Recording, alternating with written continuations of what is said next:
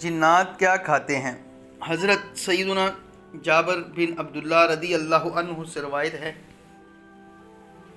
کہ ہم حضور پاک صلی اللہ علیہ وآلہ وسلم کی خدمت اقدس میں حاضر تھے کہ ایک سانپ بارگاہ رسالت میں حاضر ہوا اور اپنا منہ سرکار صلی اللہ علیہ وآلہ وسلم کے کان مبارک کے قریب لے جا کر کچھ عرض کی۔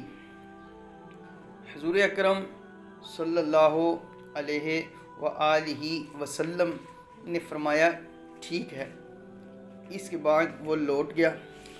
حضرت جابر رضی اللہ عنہ کہتے ہیں کہ میں نے پیارے آقا صلی اللہ علیہ وآلہ وسلم سے اس کے بارے میں پوچھا تو فرمایا کہ یہ ایک جن تھا جس نے مجھ سے یہ درخواست کی کہ آپ اپنی امت کو حکم فرمائیے کہ وہ لید اور بسیدہ ہڈیوں سے استنجا نہ کیا کریں، کیوں نہ کہ اللہ پاک نے ان میں ہمارا رزق رکھا ہے۔